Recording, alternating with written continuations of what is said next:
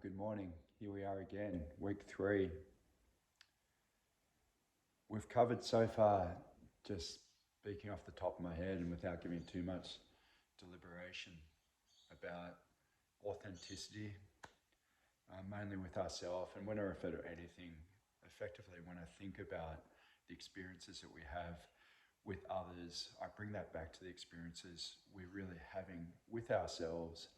In other words, I do everything I can in my power to set my mind with a reference of everything being the experience from my mind. And I still have this body and I still have this human experience, and there are still people around me, and I still have this tendency to want to say it's all your fault.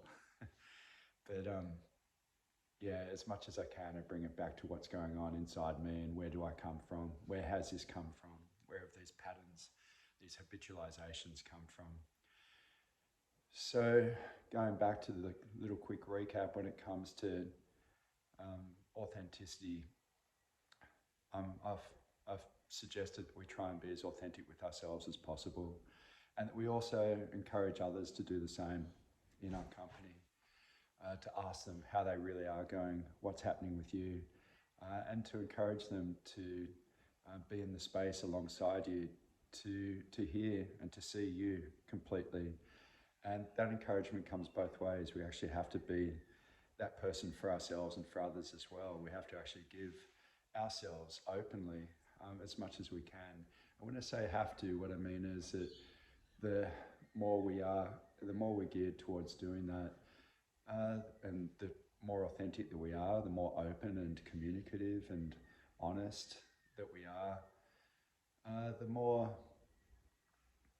we find that the universe conspires for us. Let's just call it that. Replace universe with whatever you like.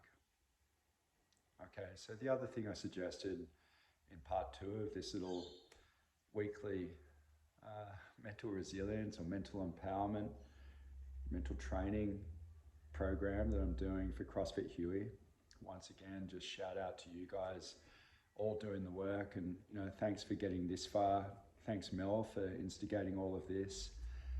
Thanks for giving the energy and the open arms to hold all of this for all of us as we move along together in getting stronger in every sense, in body, mind, and soul, body, mind, and spirit. So yeah, shout out to Mel and CrossFit Huey and to all you guys that are listening to this and doing the work. Well done. Look, I'm motivated and inspired by all of you, and hopefully this again goes both ways. The second part of what I spoke to in week 2 is about that authenticity, allowing us to just really open up for ourselves. Effectively, what I think I was saying is our insights into our own sufferings or our discontents. And it's labelled in so many different ways, but we can call it shadow or darkness or unsettledness, uneasiness, bad juju vibrations within that don't necessarily feel great. And you know what? Let's just say whatever we want to call it, it's that state that doesn't represent the pure peacefulness, the pure comfort. You see how I smiled then? I'm happy with that. The pure comfort of what we know that we can be. So for part 3 here, the homework, I'm going to try and keep it relatively brief. The homework for you guys is to sit into the space, in the energetic space, into the vibration, into the experience of feeling purely comfortable. So again, I use, as so many do, as is advocated for by humans around the world for millennia, really, the breath. I use the breath. It's that one relatively automated response or automated mechanism within us that tends to keep on going. We know, at least I think we'll know when it's not going anymore because we're dead. Whether or not we know we're dead or not, that's another question.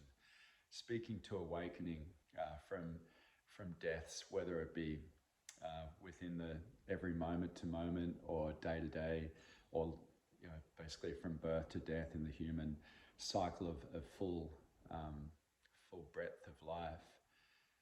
I want to come back to the breath, and I want to do it because the body knows it and the mind knows it, and I'm able to do it in such a way that it tends to happen on its own.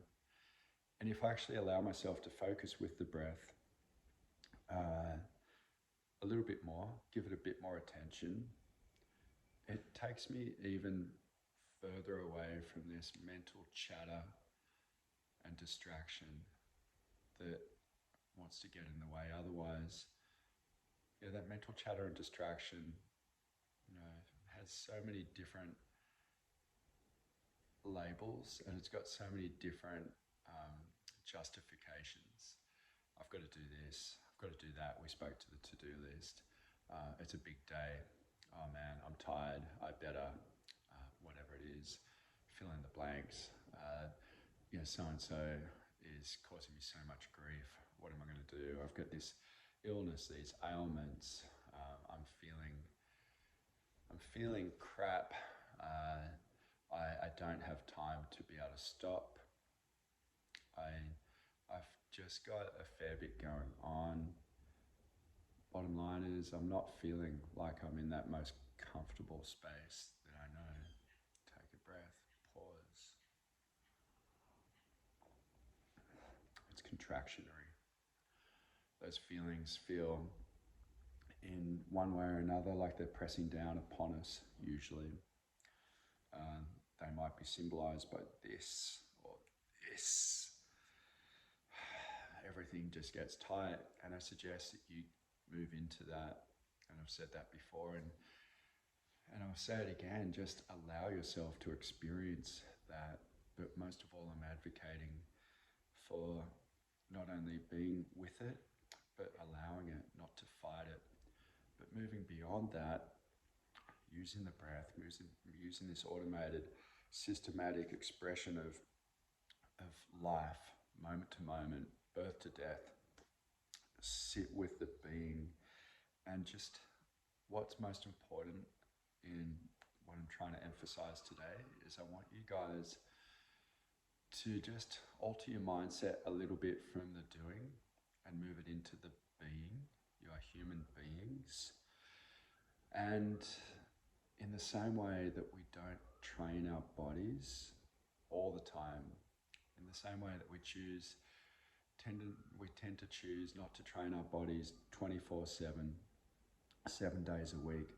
Same way we don't work ourselves, hammer ourselves, although I know some of us do in one way or another.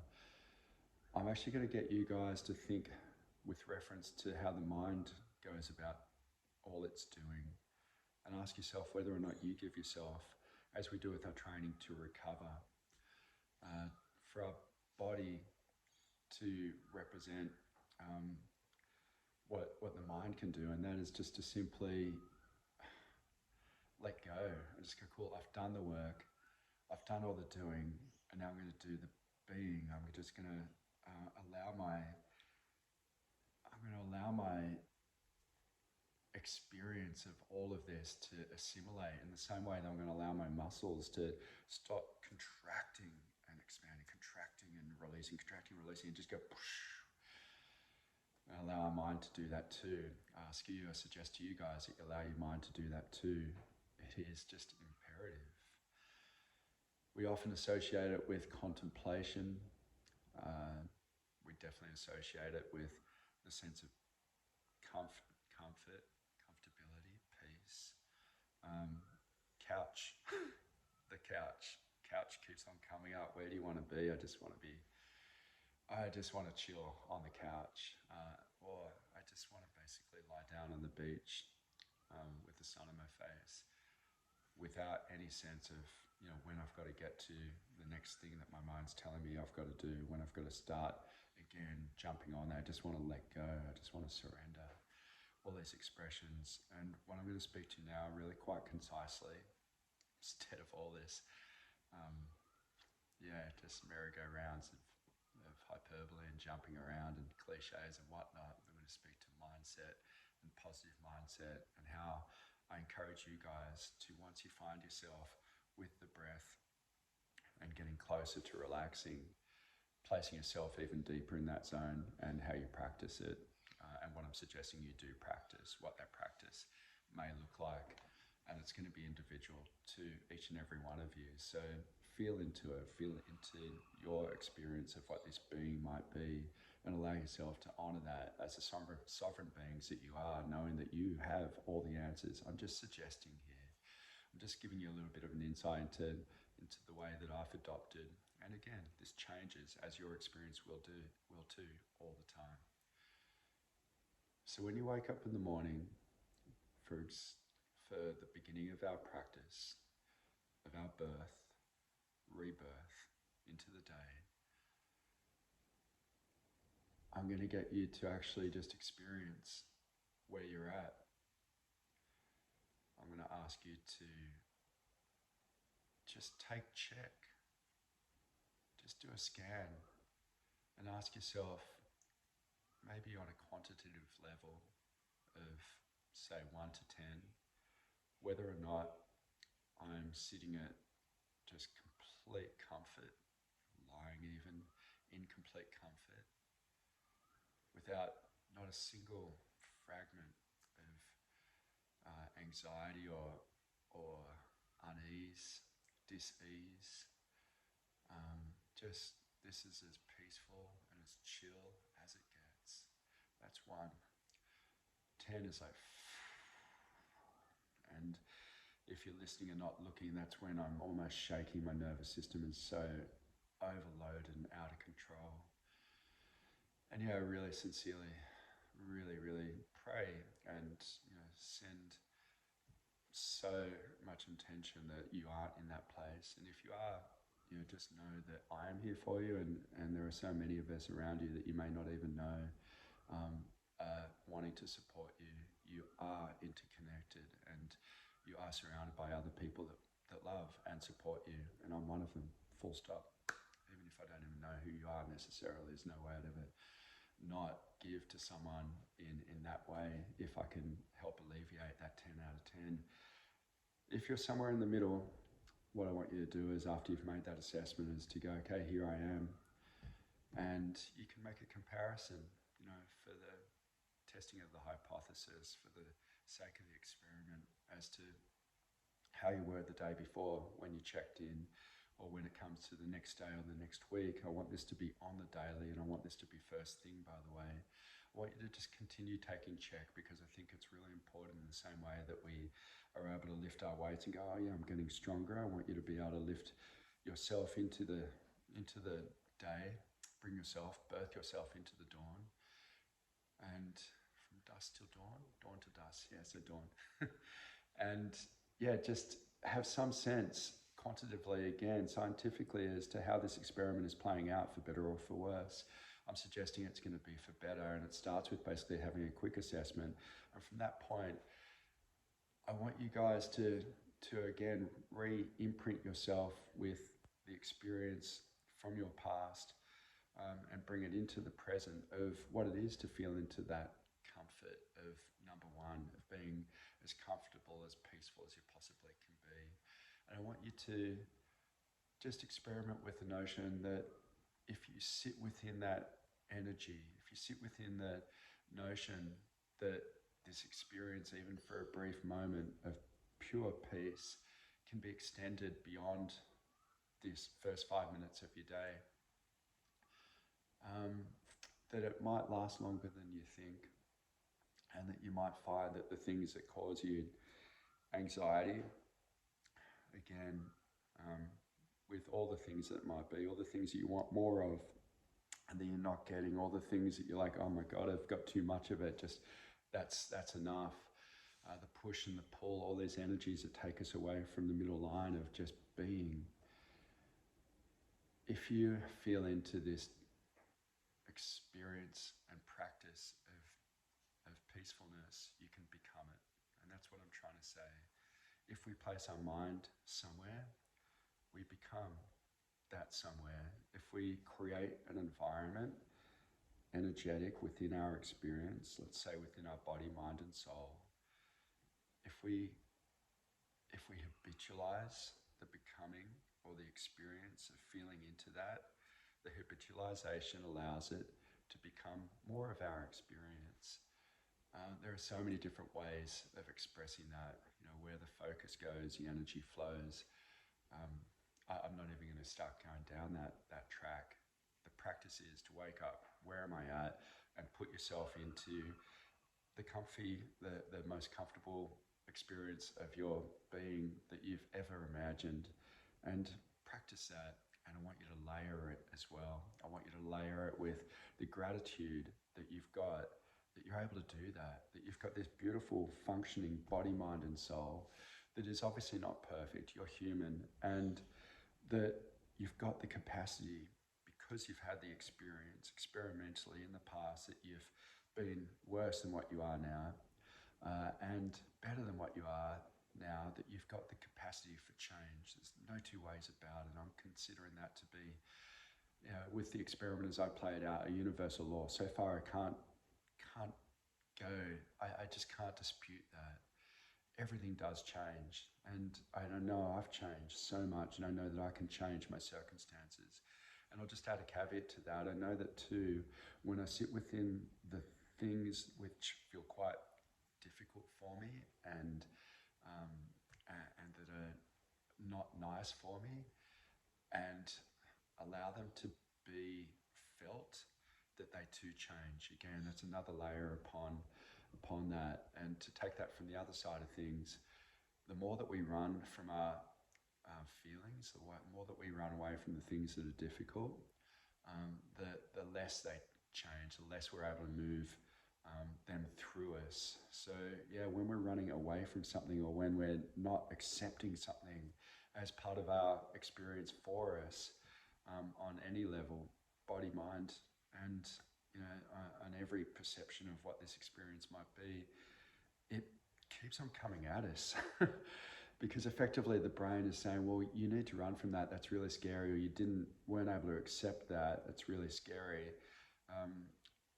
It's going to imprint on us in such a way that consciously, at one level or another, deep down or at the surface and everywhere in between, we're going to keep on needing to process that. Because we're scared of it, it means that we're fearful that it's going to happen again, and we're actually taking measures in ourselves to continue to guard up against that happening again. Whereas if we can move into our most broad-minded, open-minded perception of what that fear actually entails, and therefore diminish that fear by standing beyond our little selves and saying, well, hang on, that argument I just had with the neighbour, if I'm on my deathbed and someone said, what's your life's legacy? And I tell him that I spent my last 6 years telling him what a fuckwit he was, and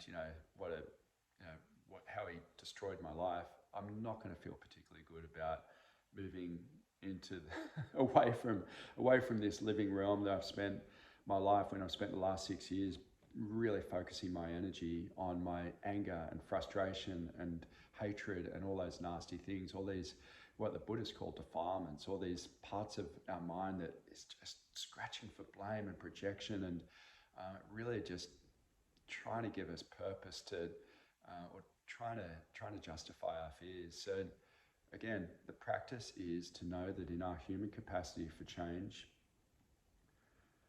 that we can experience into even our deepest, darkest fears with the notion that they will not always be there, that we can practice gratitude on the flip side to counteract that, or to help use a helping hand, like I mentioned before with Mel's open arms, with CrossFit Huey, to embrace all of these notions of becoming better versions of ourselves. We can do that for ourselves.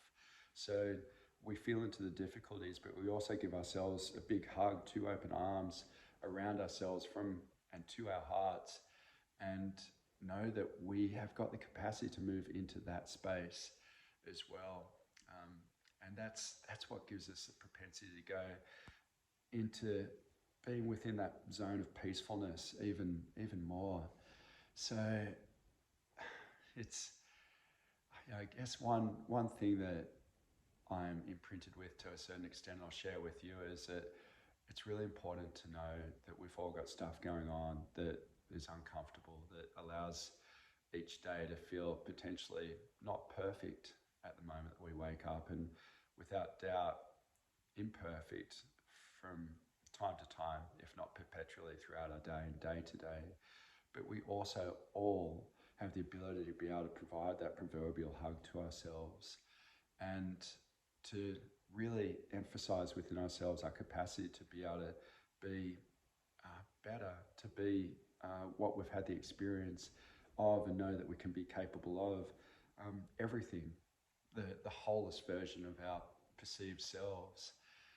And that's really by sitting into, I guess, beyond the affirmation that we've got the capacity for change and for knowing what it feels like when we're feeling really whole. It's by acting and practicing with the most virtuous with the most virtuous expression of ourselves that we can. So making the conscious choice to move into this day. Again, we're only 5 minutes in. We've only just opened our eyes and come from a deep sleep.